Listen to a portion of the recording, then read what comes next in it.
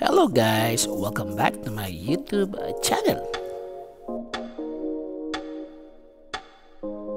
Ituturo ko sa inyo kung paano gumawa nitong napakasarap na almusal tuwing umaga, ang Skinless Longganisa.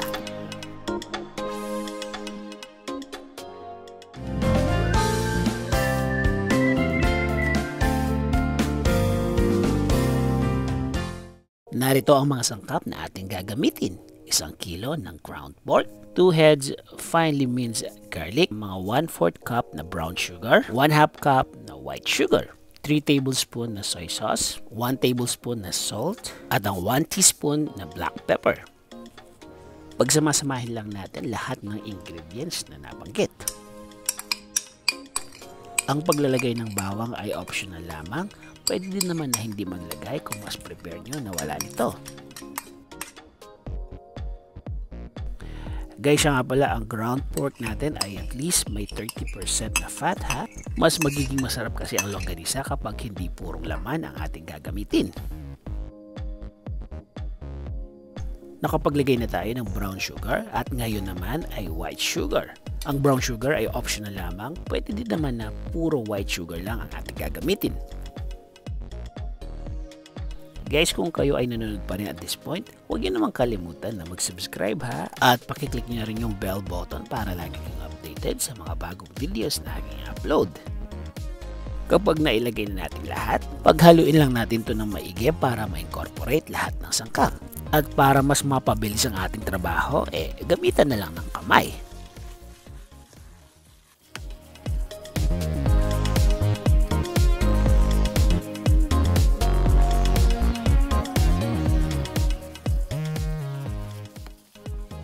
Para makasigurado ka kung ano ang mga sangkap ng nilagay sa iyong longganisa, I suggest na gumawa ka na lang ng homemade. Kapag nahalo na natin na maigi, babalutin lang natin to ng cling wrap at ipipridge natin para mag-chill. Makakatulong to para mas madali nating mairepack ang ating longganisa. I-ready na natin ang parchment paper na siyang gagamitin natin para sa ating skinless longganisa. Ang size ay depende kung ano ang prefer mo. Sa Pilipinas, kadalasan ang ginagamit nila ay yung small size na pang-ice candy na plastic. At para maipasok ang karne sa plastic, gagamitan mo lang ito ng embudo.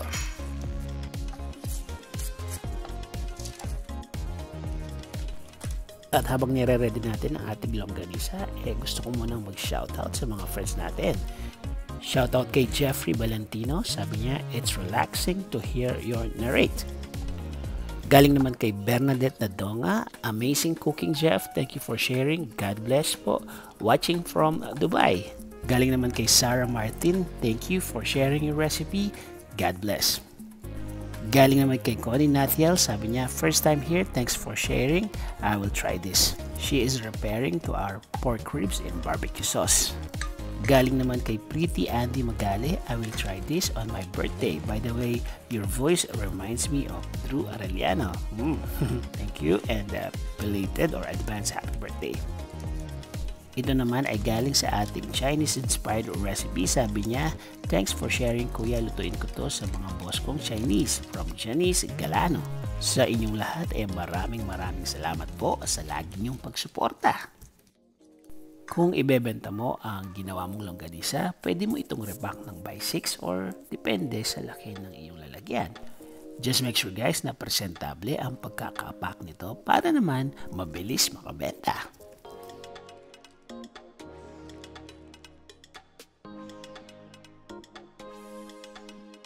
Masarap itong iluto after 3 days kapag nanuot na talaga ang lasa nito. At make sure na ilagay sa freezer kung wala pa kayong balak na lutuin ito. After 3 days, ito na ang ating longganisa. So ngayon, titikman natin kung ano ang lasa nito. Masarap ba or masarap? Saan kaya doon?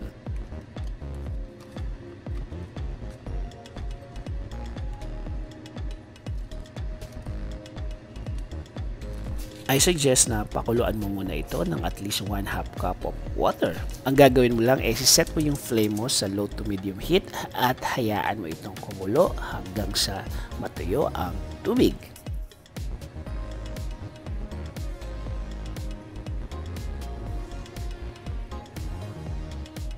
Pwede mo itong coveran habang kumukulo para mas lumambot ang karne nito at balik rin lamang para even ang pagkakaluto.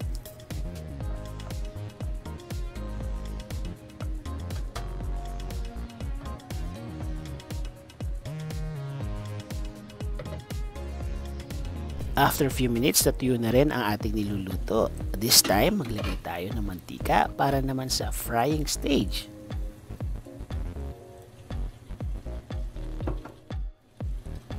Ang gusto nating achievin dito ay maging golden brown ang ating piniprito.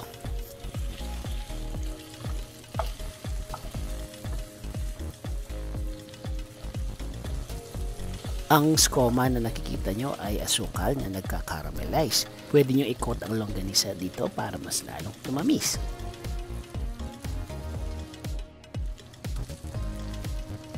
Guys, ang kumpletong listahan ng ating recipe for today ay makikita sa dulo ng video ito at meron din naman sa description box. Kung magustuhan nyo po ang ating video recipe for today, huwag nyo namang kalimutan na i-like at i-share na rin ito sa inyong mga friends and relatives.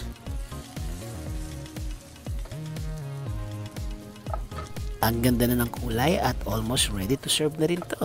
Alam kong nag-iisip na rin kayo magluto ng sinangag at pritong itlog dito.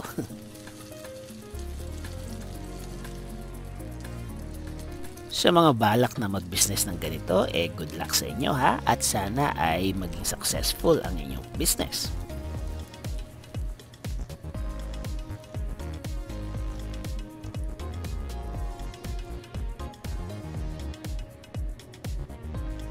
Presenting ang napakasarap na Skinless Pork Longganisa.